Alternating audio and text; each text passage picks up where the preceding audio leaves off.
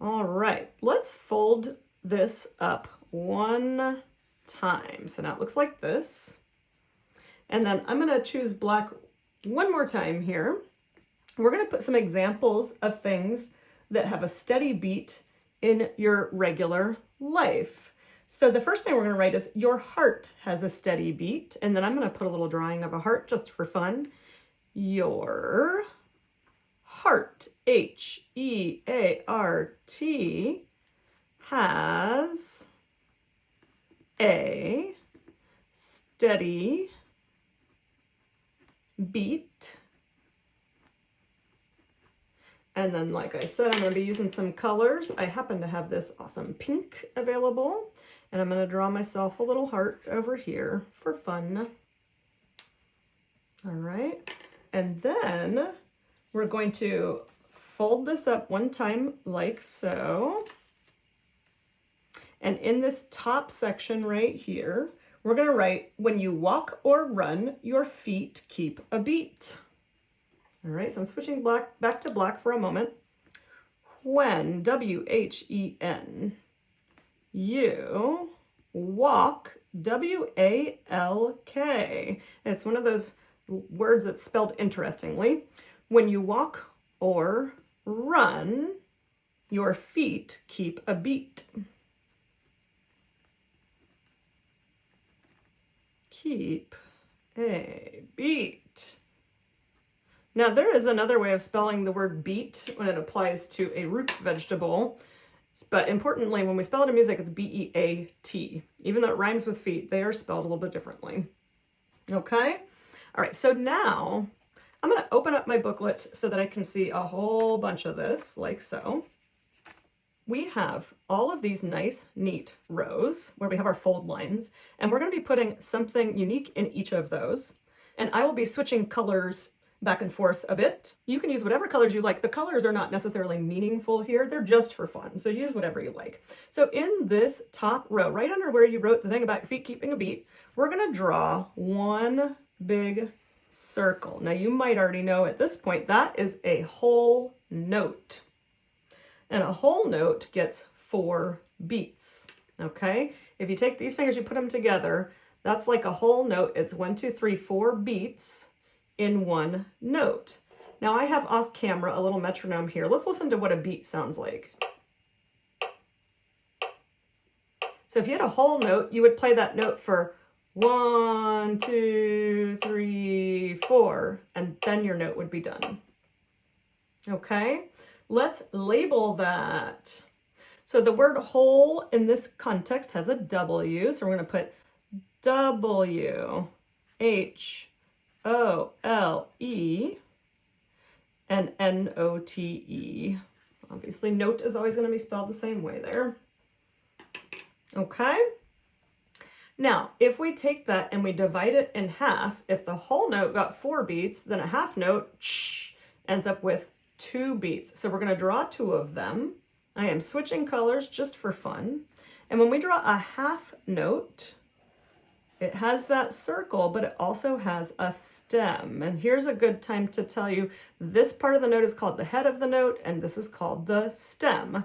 So we draw one over there, we draw one over here, and then let's label them. These are called half notes because they're half as long as that. And half is also spelled interestingly, H-A-L-F. And we've got 2 of them, so we need N-O-T-E-S. I'm switching colors again. All right, so we had a whole note, 4 beats, right? And then we had half notes, 2 beats in each of those.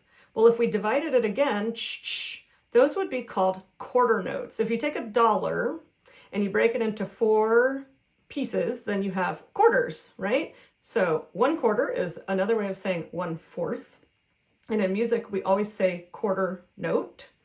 And so each of those is going to get 1 beat, and we need 4 of them in our example here. So in your next little row right here, we are going to draw 4 note heads. So you draw in a little circle, color it in. It doesn't need to be perfectly colored in. You see how I just kind of filled it in. All right. So you got the heads, 1, 2, 3, 4. And then quarter notes have stems on them. So we put a stem on each. All right. And then I'm gonna have to squeeze in my labeling here. Quarter is spelled Q-U-A-R-T-E-R. And then notes. All right. Now I can't divide my fingers anymore, but we do have some notes that go faster even than that.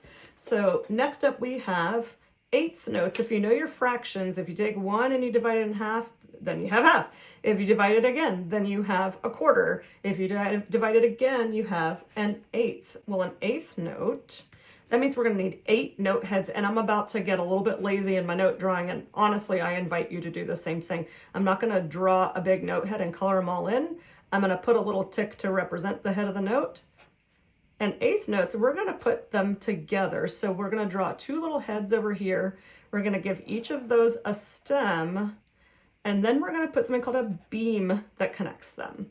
And we have 1 pair of eighth notes. We need 3 more of those, so you can follow along with me. 2 note heads, 2 stems, a beam. 2 note heads, 2 stems, a beam. And 1 more. 2 note heads, 2 stems, and a beam. And then those are called eighth notes. And again, eighth spelled kind of funny. It's E-I-G-H-T-H. And then notes. You know how to spell that by now. Okay, and then we have 1 more kind of note here. And that note is called, those notes are called 16th notes. And you know what? There are so many of them. We got to squeeze them in. As the note implies, there are going to be 16 of them going across. So basically, where you have 1 note up here, you need to fit 4 note heads down here. So let's make some small little ticks. 1, 2, 3, 4. And here's a little trick to drawing your 16th notes in a way where they will look snappy. If you draw the first stem and the last stem, and then you connect them, then you know how tall to make all of your stems. So let's finish the stems. But to distinguish them from the eighth notes, they have this beam, but they have a second beam. So that's how you can tell that those are 16th notes. And we'll get more into this in just a moment. We need to make 3 more sets like that. So here we go. 1, 2, 3, 4. A stem. A stem at the end. Connect. Put in those middle stems and connect. We need 2 more of those. 1, 2, 3, 4. A stem, connect. A stem, connect. Can I squeeze 1 more in? I should have planned a little better. Oh well, here we go. 1, 2, 3, 4. Oh yes. A stem, connect. A stem, connect. Yes. And of course I called those 16th notes. Spelled S-I-X-T-E-E-N-T-H, 16th notes. I'm going to turn back on my metronome so we can hear a steady beat. And I'm going to count and clap so that you hear how fast these go. If my hands are moving, it's like I'm holding a note. So if I had a whole note, it would go 1, 2, 3, 4. If I did 2 half notes, it would go 1, 2, 3, 4. If I did quarter notes, it would go 1, 2, 3, 4. Now, eighth notes, you can hear my beat, but there's so many of them that I'm going to be clapping a lot more than just with the click. Listen to it. 1 and 2 and 3 and 4 and then 16th notes are even faster. They go 1 E and a 2 E and a 3 E and a 4 E and a. So that we don't forget how much each of these is worth. For these top 3, we're going to add a little reminder.